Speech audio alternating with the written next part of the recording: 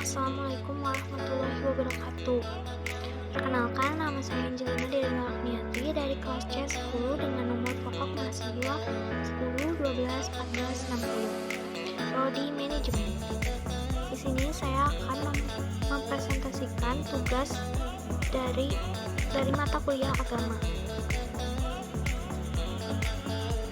Bab pertama, Ma'rifatul Insan. Makna risalah dan rasul.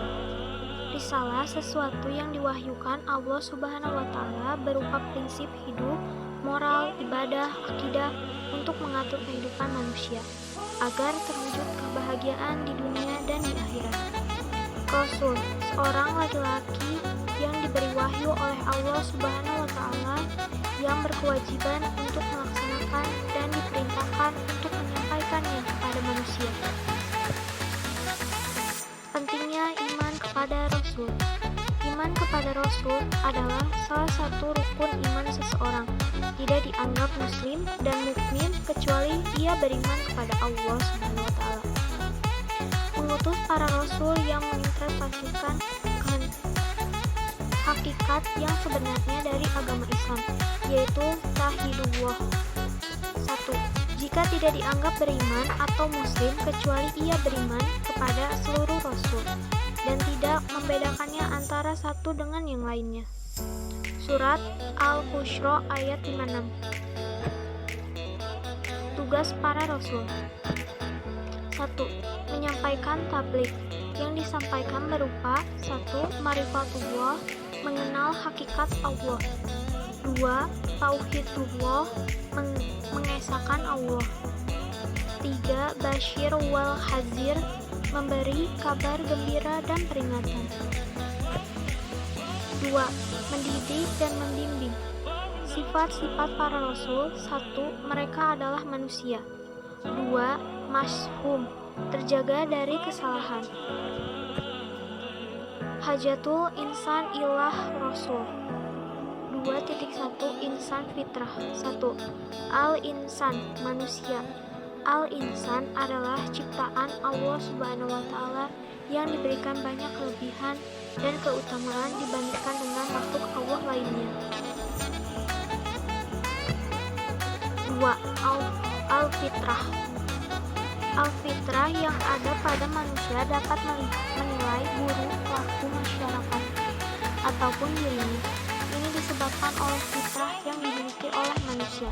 Semenjak ia lahir, meski ia dilahirkan oleh orang tua ataupun jahiliyah, lakukan yang baik akan membawa manusia ke arah Islam, seperti pengakuannya kepada Allah Subhanahu wa taala sebagai pencipta Rabb.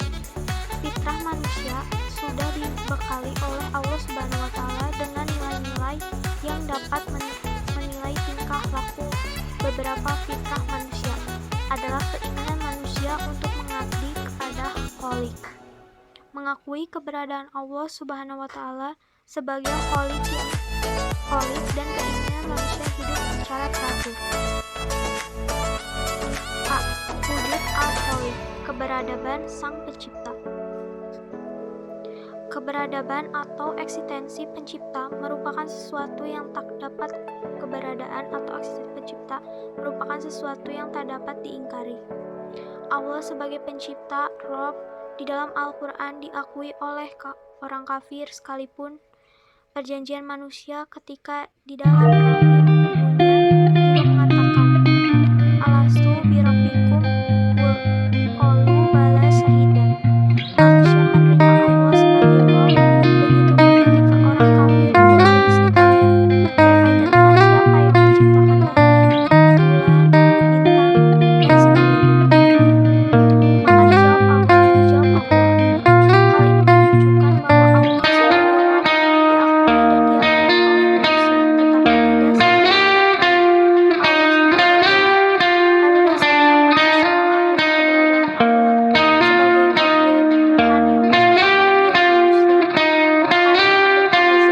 dan lain-lain. Firman dalam surat Al-Mu'minun ayat 83-90. B. Ibradatul Khaliq, pengabdian pada Sang Pencipta. Manusia secara umum mendapat perintah dari Allah Subhanahu wa Ta'ala untuk mengabdi kepadanya. Pengabdian kepada Allah adalah sebagai hasil dan akibat dari pengakuan kita kepada Allah sebagai pencipta. Mengakui pencipta berarti mengakui apa yang disampaikan, menjalankan perintahnya, menjauhi larangannya, dan sebagainya. Usaha-usaha ini adalah bagian dari bentuk pengabdian kita kepada Allah Subhanahu wa Ta'ala. Wahai manusia, sembahlah Tuhanmu yang menciptakan kamu dan orang-orang sebelum kamu. Oleh karena itu, bentuk pengabdian yang benar adalah kepada Allah, bukan kepada makhluk. Menjalankan Rasul Muhammad SAW merupakan kebutuhan manusia untuk mengabdi kepada Allah. Al-Hayat, Al-Muzammah, hidup yang teratur. Petunjuk dari Allah adalah untuk memandu manusia ke arah yang baik. Semua perintah dan bimbingan dari Allah Subhanahu wa Ta'ala adalah baik bagi manusia yang diciptakan karena sesuai dengan fitrah manusia.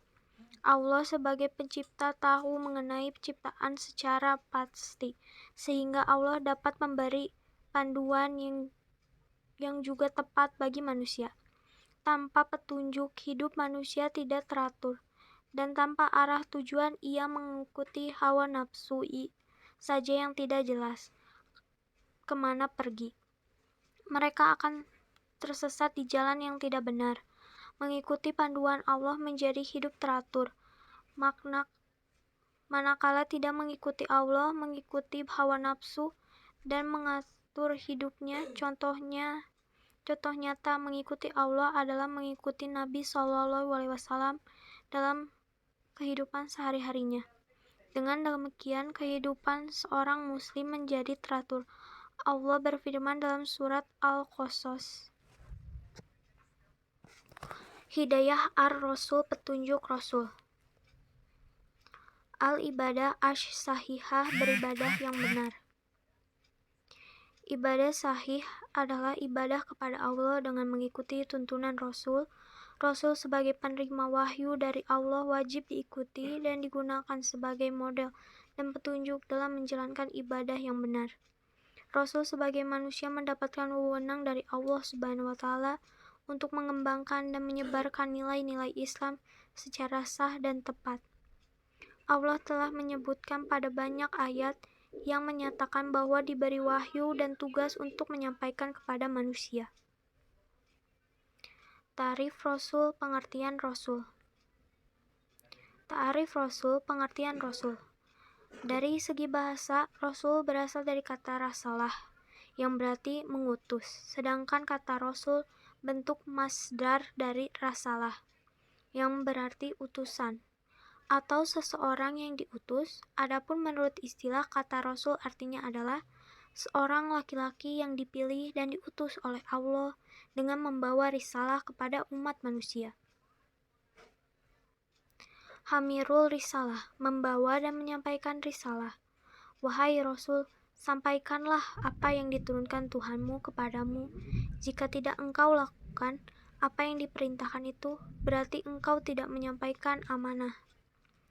Dan Allah memelihara engkau dari gangguan manusia. Sesungguhnya Allah tidak memberi petunjuk kepada orang-orang kafir. Dalam surat Al-Maidah, surat 5, ayat 67.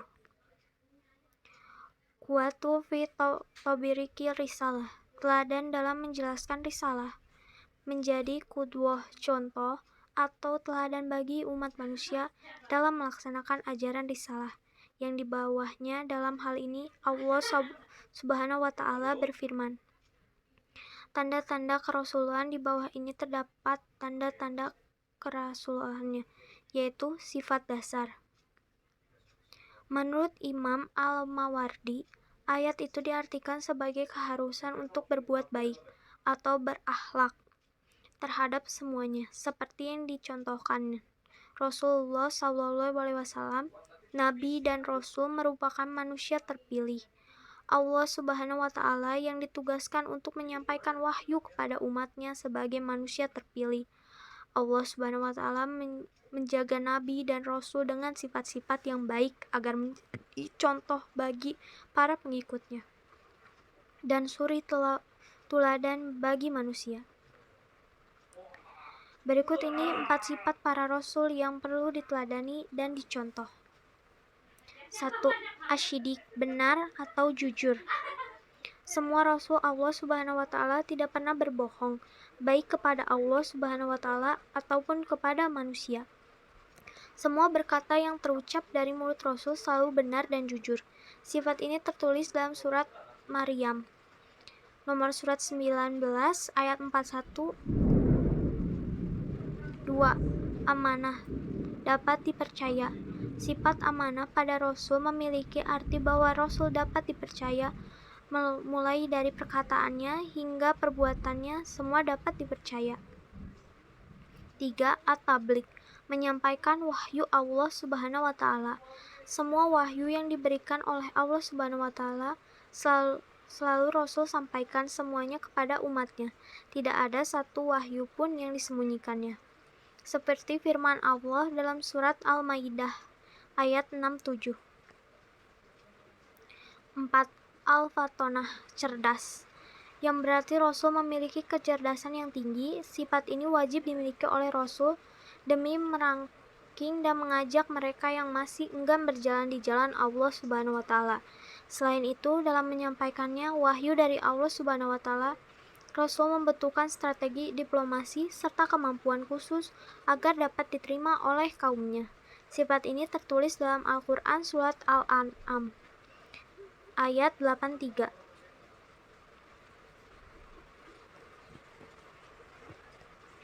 Terima kasih atas perhatiannya semuanya.